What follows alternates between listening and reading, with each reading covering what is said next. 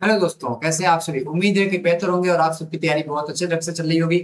आज का जो ड्रग बैटल सीरीज है वो है 28वां दिन और इसमें हम जा रहे हैं डिस्कस करने।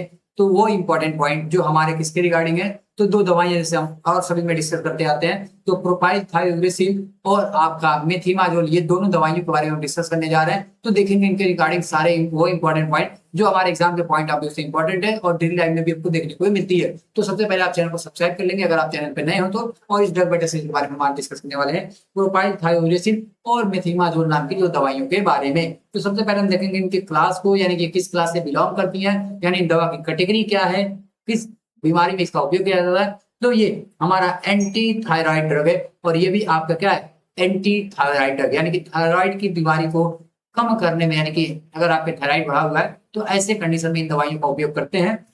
और अगर अंदर की बात करें कौन सी कैटेगरी का है, ये थाइनोमाइड का है और ये भी आपका थीनोमाइड का, यानी कि एमाइड, ये दोनों की दोनों दवाइयां हैं। आप याद रखना, एंटी थायराइड ड्रग है और एंटी थायराइड ये भी दवा है, दोनों के दोनों हमारे एंटी थायराइड ड्रग है और कॉमनली यूज होती है। मैकेनिज्म ऑफ एक्शन, या आप कह सकते हैं कि इसका काम करने का तरीका या हमारे बॉडी के अंदर ये कैसे काम करती है इसके बारे में जान लेते हैं। तो देखिए, इनहिबिट थायराइड पर ऑक्सीडेज, यानी कि क्या करता है कि ब्लॉक कर देता है आपको ऑर्गेनोफिकेशन एंड कपलिंग। किसका कपलिंग, तो T3 और T4 के कन्वर्जन को भी ये रोकने का काम करता है, इनहिबिट करता है, पेरिफेरली ये कन्वर्ट ना हो। यानी कि देखिए, हम यहाँ पे आपको ये बताना चाहते हैं कि हमारे थायराइड ग्लैंड से तीन हमारे चीज निकलते हैं, तीन हार्मोन निकलते हैं, जिसमें से दो हार्मोन अगर मेनली बात करें हमारे जो थायराइड हार्मोन में, वो हमारे होते हैं T3 और T4, जिसमें से सबसे ज्यादा बनता है T4, लेकिन सबसे ज्यादा एक्टिव कौन होता है, तो T3। तो जो T3 होता है ना, जो T4 होता है, वो भी बाद में चल के क्या बन जाता है, हमारा T3 में कन्वर्ट हो जाता है और ये हमारा ज्यादा मोर एक्टिव फॉर्म है।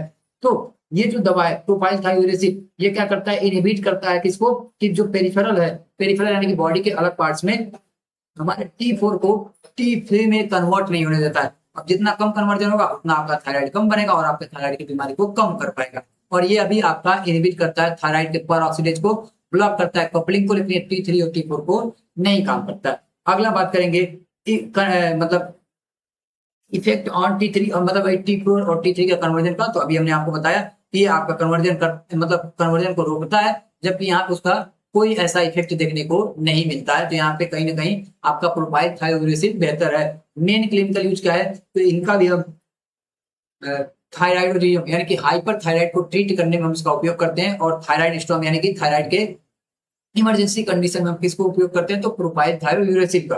और ये भी आपका हाइपोथायराइडिज्म में उपयोग करते हैं, लेकिन इमरजेंसी कंडीशन में हम किसके तरफ जाएंगे, तो प्रोपाइल थायोरेसिल की तरफ। प्रेगनेंसी, ये सबसे इंपॉर्टेंट पॉइंट अभी तक का है जहां से क्वेश्चन बनता है। तो अगर बात करें प्रोपाइल थायोरेसिल की, तो प्रोपाइल थायोरेसिल जो है आपका ड्रग ऑफ चॉइस होता है फर्स्ट ट्राइमेस्टर में, यानी कि शुरुआत के 3 महीने में अगर किसी को थायराइड की प्रॉब्लम है तो हम कौन सी दवा देंगे, तो हम देंगे फर्स्ट ट्राइमेस्टर में ड्रग ऑफ चॉइस जो है हमारा प्रोपाइल थायोरेसिल, तो हम इसी को देंगे। बाकी जब वही प्रेग्नेंट वुमेन सेकेंड या थर्ड ट्राइमेस्टर में पहुंच जाएगी तो इस दवा को बंद करके हम शिफ्ट कर देंगे किसके तरफ, तो सेकेंड और थर्ड जनरेशन में हम क्या देंगे, मेथिमाजोल। यानी कि फर्स्ट ट्राइमेस्टर में हम इसको नहीं दे सकते हैं, ये आपका कॉन्ट्रा इंडिकेशन है, लेकिन सेकेंड और थर्ड में इसका बढ़िया तरीके से उपयोग कर सकते हैं और फर्स्ट में आप प्रोपाइल थायोरेसिल को देंगे। एडवर्स इफेक्ट की बात करें जो सीरियस हो सकता है, तो हिपेटोटॉक्सिसिटी, यानी कि हमको सीवियर कंडीशन में हिपेटोटॉक्सिसिटी देखने मिल सकती है। क्या है हिपेटोटॉक्सिसिटी, यानी कि हमारे हिपेटिक यानी कि लीवर को क्या करना, डैमेज करना, खराब करना, उसको इन्फेक्ट करना, ये इसका एज ए साइड इफेक्ट देखने को मिलता है, as a adverse effect. ANC associated भी वेनिकुलराइटिस आपको देखने को मिलता है। अगर बात करें हम मेथिमाजोल का, तो ये ए ग्रेनुलोसाइट्स कराता है, यानी कि मोस्ट कॉमनली हमको एडीआर ग्रुप में ए ग्रेनुलोसाइटोसिस कराता है, यानी कि बढ़ता हुआ मिलेगा आपको डब्ल्यूबीसी का लेवल। टेट्रोजेनिक होता ही है, क्योंकि इसीलिए तो हम इसको सेकंड और थर्ड में देते हैं, फर्स्ट में नहीं देते हैं। और इसोफेगल एट्रेसिया भी आपको देखने को मिल सकता है, डिपेंड करता है अलग अलग कंडीशन में, अलग अलग पेशेंट को अलग अलग तरीके से देखने को मिल सकता है, लेकिन कॉमनली आपको डब्ल्यूबीसी के ऊपर देखने को मिल सकता है। रूटीन ऑफ मॉनिटरिंग, क्या मॉनिटरिंग करना इसकी जरूरत है जब इस दवा को दे रहे हैं, तो ये क्या है, हिपेटोटॉक्सिसिटी है सबसे इंपॉर्टेंट पॉइंट। तो आपको लीवर फंक्शन का टेस्टिंग करते रहना है। अगर आपका लीवर एंजाइम कम ज्यादा हो रहा है, यानी कि इस दवा के कारण हो रहा है, तो हमें इसको चेंज करना पड़ेगा। लेकिन यहाँ पे आपको पूरा का पूरा सीबीसी को मेंटेन करना या सीबीसी को जांच करना जरूरी है। क्यों, क्योंकि ये ग्रेनुलोसाइटोसिस को बढ़ाता है, यानी कि डब्ल्यूबीसी का लेयर बढ़ा हुआ मिल सकता है।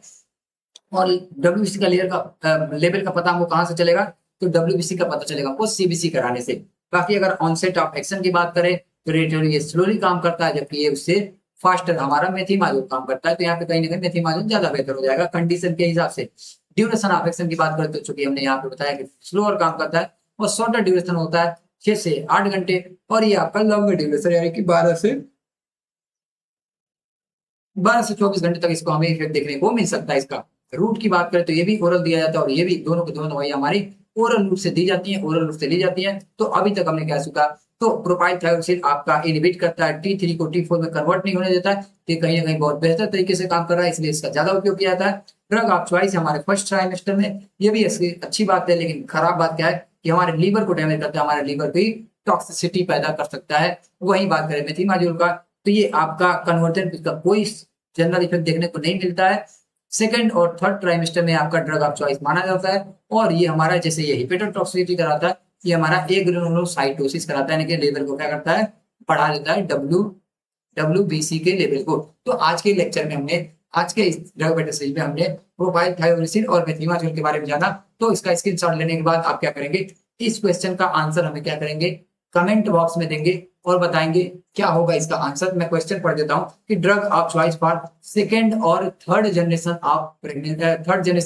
ऑफ प्रेगनेंसी इज क्या होगा, मेथिमाजोल, कार्बिमाजोल, प्रोपाइल थायरोसिन या आपका लीवोथायरोक्सिन। चलिए कमेंट करके बताइएगा और चैनल को सब्सक्राइब जरूर कर लीजिएगा। मिलते हैं नेक्स्ट बेटर सीरीज में, तब तक के लिए आप सभी को बहुत बहुत धन्यवाद। Thank you so much.